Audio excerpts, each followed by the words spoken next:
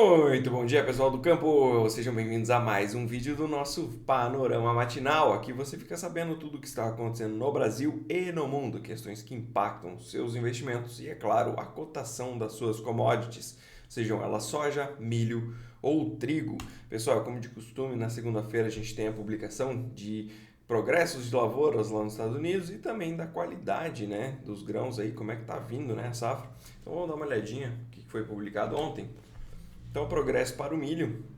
Semana passada a gente tinha 91% plantado. Essa semana foi para 95%, praticamente terminou, né? Contra 98% do ano passado. Média dos últimos 5 anos, 95%. Joia. Tudo dentro do esperado. Emergido, temos aí 85% contra 84% da média dos últimos 5 anos. Beleza também, né? Tudo bacana. Agora vamos lá para qualidade, né, dessas lavouras, as condições.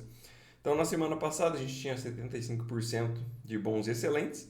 Na semana atual caiu 1%, indo para 74%, mas ainda muito acima, né, do ano anterior, que foi 61%. Tá? Então a gente está um pouquinho atrás do plantio, mas as condições aí estão melhores, né? 74% contra 61% do ano passado. Condições de irregulares aqui ficou igual, né? 21%. E ruim ou muito ruim ganhou 1%. Esse 1% do bom e excelente veio para cá, né? Ainda assim, bem abaixo do ano anterior, né? Então, condições aí do milho, show de bola. Para o plantio da soja, a gente saiu de 78% para 87%, contra 84% da média dos últimos 5 anos, né? Ano passado, o plantio também mais avançado era de 95%. Emergido, atualmente estamos em 70% contra a média de 66% dos últimos 5 anos e o ano passado era 83%. Então, claro, né? Natural, o plantio andou mais rápido, natural que o emergido também tivesse mais alto nessa época do ano. Condições aí, primeira da soja, né? Temos 72% de bons e excelentes contra 59% do ano anterior. Pessoal, tô falando para vocês, já faz alguns dias. Estados Unidos tem tudo para ter uma safra muito, muito, muito boa, tá? Enfim, bons e excelentes aí já vem nos mostrando que as condições na largada já são bem interessantes, né? E a gente tem aqui, ó, ruim, muito ruim, 5% abaixo do ano passado, tá? E lembrando que ano passado foi uma safra boa também, tá? A gente não está comparando com a pior do histórico, ok? Então, querendo ou não, condições aí de milho e soja muito boas lá nos Estados Unidos e tende a ficar melhor, tá, pessoal? Para o clima lá nos Estados Unidos, a perspectiva é que a gente tenha uma elevação nas temperaturas, que hoje ainda são mais baixas, né? Isso é bom. Então, um clima mais quente, mais seco. Lembrando, lá eles acumularam um bom recurso hídrico, né, durante essas últimas semanas. Então, tá muito interessante, tá muito bom mesmo. E olhando para a parte de bolsas, a gente tem aqui o óleo ontem conseguiu subir um pouquinho, né?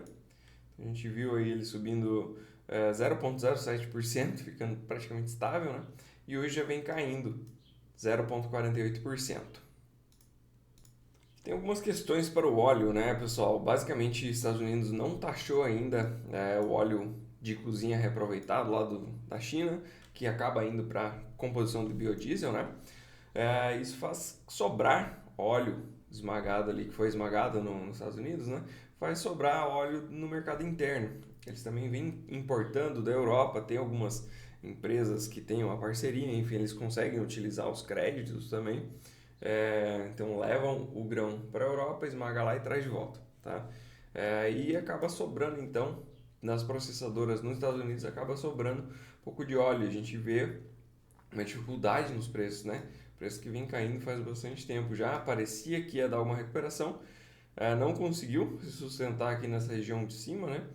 E a princípio agora o mercado vem para testar essa região dos 42,62 novamente. Caso venha a perder, a gente teria a projeção desse retângulo para baixo, lá na casa dos 39 dólares. Soja em grão ontem conseguiu dar uma subida também, 0,76% de alta, e hoje vem caindo já 0,25%.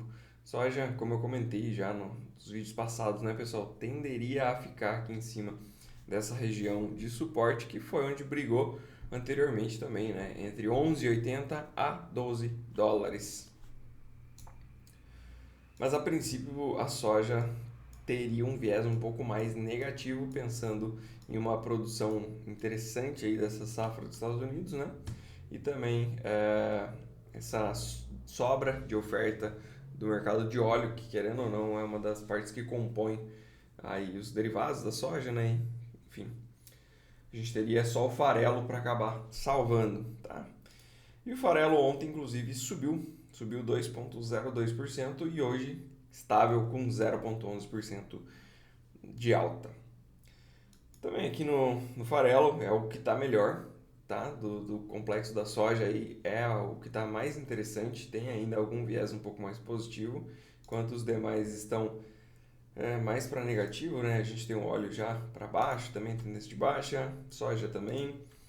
Então o farelo é o que está mais interessante deste complexo, tá? E ele tem algumas perspectivas aqui para frente. Pode testar novamente esse canal, desculpa, essa linha de referência de alta que formou, né? Ou pode rasgar ela e acabar perdendo, vindo aqui na região dos $345. Não seria nada estranho também. Mas a princípio o mercado caiu, conseguiu formar um fundo aqui, né?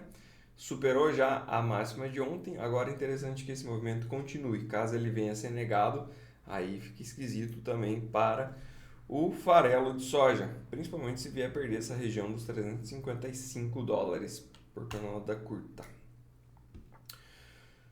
Trigo, pessoal, trigo caiu bem, hein? 3, 6, 9, 10 dias consecutivos, basicamente. Corrigiu bem, tá chegando próximo daquela região que comentamos em vídeos passados, que é de $6 por bushel. Basicamente, já comentei isso em vídeos passados, mas vamos lá. Tivemos algumas melhoras climáticas lá para o leste europeu, que pega basicamente a Rússia, a região produtora da Rússia e também da Ucrânia. E isso eleva aí as projeções de produtividade para essas regiões. E também temos aí Estados Unidos colhendo uma boa safra de trigo e outras regiões como também o Canadá e também alguns países da Europa colhendo trigo. Isso coloca uma oferta um pouco maior no mercado. Então toda essa alta aqui foi uma grande ilusão? Teve seu tempo, né? Para quem queria fazer aí um tipo de seguro, foi bem interessante. Estava nesse momento aqui muito ligado aos problemas climáticos e redução de produção lá no leste europeu, que querendo ou não impacta bastante, porque eles também distribuem trigo mais barato aí no mundo, então isso acabou puxando os preços, né? Mas a hora que começou a melhorar o clima e também foi se colhendo, né?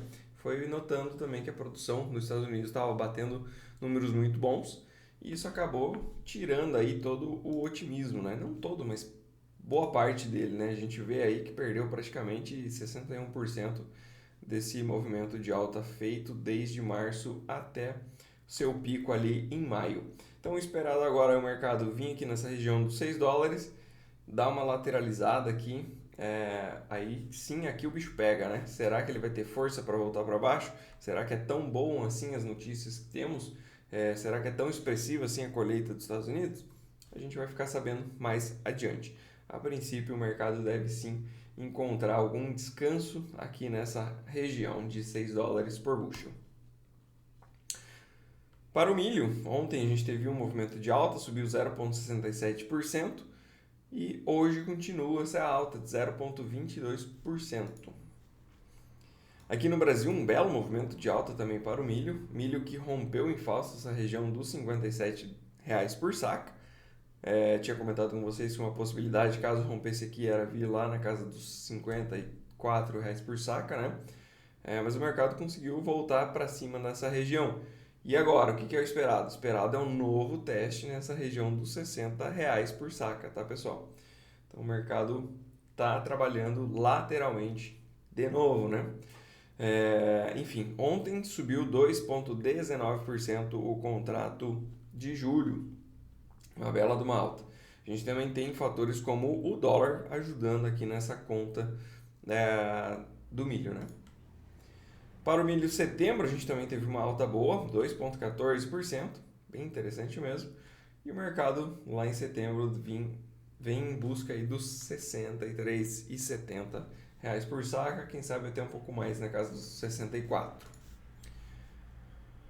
O óleo de palma estável, lateralizando, né, pessoal? Tentou fazer um movimento de alta mais expressivo, acabou que voltou quando o petróleo caiu, o petróleo voltou a subir, ela deu uma voltadinha também, né? Mas lateralizado aqui, o óleo de palma que fechou hoje com uma alta de 0,31%. E o petróleo? O petróleo fez uma bela queda e agora está fazendo uma bela alta, uma recuperação basicamente em V, né? Vocês podem perceber aqui, eu vou traçar para vocês, ficar mais claro. Mas é basicamente isto aqui, né? O mercado cai sem enrosco e acaba voltando sem enrosco também. Então, a princípio, o mercado volta, quem sabe, buscar ali a região dos 81 dólares por barril novamente. Dólar contra as principais moedas do mundo subiu 0,81%. A gente teve dados dos Estados Unidos, né, que foram bem relevantes. Basicamente, a gente teve um payroll vindo mais forte, salários vindo mais forte, ou seja, mais gente empregada, mais gente ganhando mais, tende a consumir mais. Isso, a princípio, gera uma inflação maior, diminui as chances de corte de taxa de juros, e a gente viu o mercado reagindo, num primeiro momento, a essa questão, com queda, e depois acabou voltando para a alta, porque, basicamente, se tem mais gente empregada, mais gente recebendo mais, eles vão consumir mais. Então é ruim para a parte de juros, mas é bom para algumas empresas, né? Porque vai ter mais consumo, tá? Então isso vai gerar mais o caixa da empresa. E o dólar acabou refletindo a isso, né? Ficando mais forte aí, porque a gente tende a ter uma taxa de juros mais alta por mais tempo. No Brasil, a gente teve na sexta-feira um movimento bem forte do dólar e também dos juros, né? Mas o dólar em questão aqui subiu 1,8%. Ligado a algumas falas do ministro da Economia. Basicamente, teve um evento fechado com o Banco Santander, tinha alguns figurões participando lá, e dentro disso perguntaram para ele como é que ele estava vendo as questões fiscais do país, déficit zero e afins, e ele comentou que está preocupante, que precisa diminuir os gastos, porque está difícil de fazer uma contraparte, né, de conseguir equilibrar os gastos. E perguntaram para ele, tá, mas e se não diminuir? Então, no caso, ele deixou claro que quem manda é o Lula, ele não tem muita voz nas decisões econômicas e caso o Lula não queira diminuir os gastos, vai continuar aumentando e, teoricamente, ele falou que pediria para sair, né? Não sei se de fato ele vai pedir para sair, mas o que o mercado entendeu mesmo foi que o ministro da Economia não tem poder nenhum. Tá? Basicamente isso. E esse ano aí a gente tem eleições municipais e basicamente o desejo de todo o governo é aumentar a sua base, né? Então é muito difícil de acreditar que o governo irá cortar gastos. Talvez muito pelo contrário, talvez ele aumente seus gastos para ser mais populista, conseguir mais cadeiras, mais representação. Então, muito provavelmente a gente terá problemas econômicos muito sérios. Inclusive, vem daí também essa necessidade de mexer no PIS/COFINS, que está sendo um negócio bem complexo, né? Mas precisa arrecadar, então acho que o PIS/COFINS ia dar uma diferença na casa de uns 25 bilhões, se eu não estou enganado. 15 a 25 bilhões, alguma coisa assim. Então é uma forma de arrecadar dinheiro também, né? E a princípio esse do PIS/COFINS foi um tiraço no pé. Ainda estamos vendo repercussões, né? Inclusive no combustível, tá? Já comenta uma alta no combustível na refinaria em cerca de 11 centavos. Por quê? Porque acaba afetando o frete também, né? O PIS/COFINS, lembrando, as empresas conseguem evitar uma tributação aí, compensar esses créditos em forma de IR, em forma de folha, enfim, tem alguns benefícios fiscais. Retirando eles, acaba que fica muito mais caro. Então, para a indústria esmagadora também dá uma diferença aí de 12 a 15 dólares por tonelada, que é bastante coisa, e tem que acabar sendo repassado para a ponta da origem, né? Nesse caso aqui, do agro para a ponta do produtor, em forma de preços mais baixos, tá? Enfim, é uma papagaiada esse daí. E a pressão em cima dos parlamentares tende a fazer mais efeito, deve ser levado à tona aí pelo Lira também. nos próximos dias e vamos ver como é que vai ficar essa questão, né? Mas enfim, voltando ali ao que eu comentei, isso acabou fazendo com que a nossa bolsa caísse e muito, tá? Caiu 1,73% após essa fala do Haddad, dizendo que ele não tem realmente muita liberdade no seu cargo e que pode sim sair dele, tá?